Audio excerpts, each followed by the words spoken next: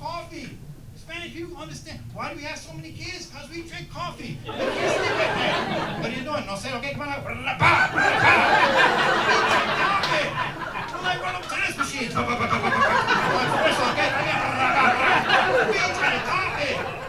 That's why we have so many kids. And then somebody came up with the great idea of decaf, and we lost everything. It's crazy.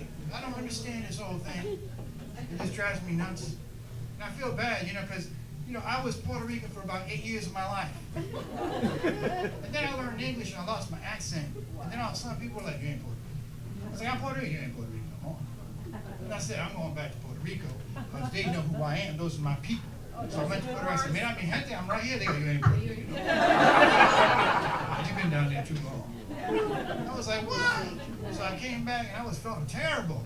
And I was in West Hartford, Connecticut. I was driving around and I cut this guy off and he said, you goddamn Puerto Rican! Well, finally somebody knows me! Gente, I'm here!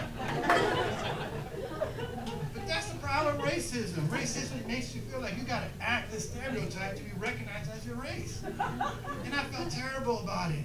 Because I thought, I'm not really Puerto Rican, because I'm the only Puerto Rican that can't fix a car. I felt terrible. You know what I do? With my car, I hear a sound in my car and I'm driving, I put the radio up. Damn right. I'll tell you what, I got extra 20,000 miles with AC/DC. I don't even like heavy metal, but I played it anyway. This is what happens with racism. I got to share this with you because I did see this. So they had this big beef about Little Mermaid. You see Little Mermaid? Yes. Yeah. All right, this is true. They had a black mermaid, and everybody went nuts. All of a sudden, everybody was complaining about it. I thought that's the silliest thing in the world. And everybody got up and made it. I'm glad that people were like, let it be. It's just an imaginary person. What's the big deal? And I went to see the movie, and I was so proud because my kids got to see something like that. And I was like, wow, there it is, a black mermaid. And then I saw her father was a Spanish guy, and he had 7 women pregnant from the 7 seas with 7 little girls.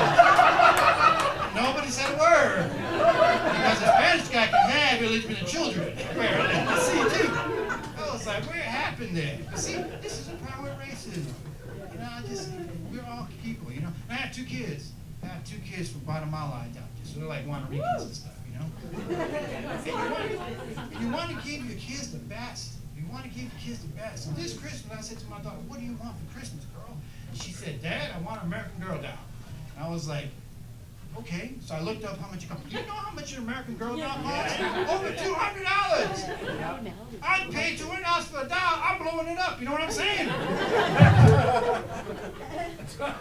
I'm just saying, Daddy's got to get paid $200. Somebody's getting paid. If I spend $200, somebody's giving me something. You know what I'm saying? So I was like, I ain't spending nothing. I said to her, look, you're a Mayan Indian. 100% Mayan. You should study your culture. Get a Mayan doll. Get a worry doll. They're like $1 a piece. Here's $10, buy 10,000. Get a book and read about your history already. So she came up to me and said, Bobby, are you Spaniard? I said, well, I'm Puerto Rican, so I'm technically, African, Taino Indian, and Spaniard. Well, I guess I'm kind of Spaniard. She goes, oh, because your people killed my people. So she has 5 of these dolls now.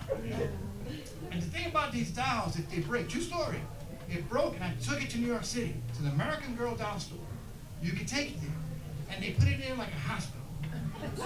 And they leave it there for 3 days like a hospital. When you go there and pick it up, it's like the hospital. They put a little gown on it. They put a bracelet on it.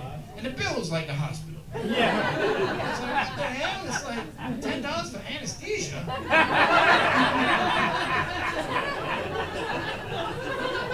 What the hell's going on? No, that's all make-believe. I was like, good, because that's a make-believe chick I need. I guess I'm just old school, Like, I like old school stuff, like Penny Candy. Remember Penny Candy? I love Penny Candy. Penny Candy was in Mary Jane's, Blow Pops, remember that? That was the best thing in the world. We had bad candy. Remember the cigarette candy? Yeah. We had the cigarette candy, the blow pop, the candy jewelry. You're a little Willy Wonka hoe out there. Shaking your stuff in the school. You gotta bring that milkshake. It's true. Kids, we had that nasty candy. Candy that was hard to eat. Remember, it taught you a lesson. A lesson how to work for something, like the Dots candy. Remember that long big one?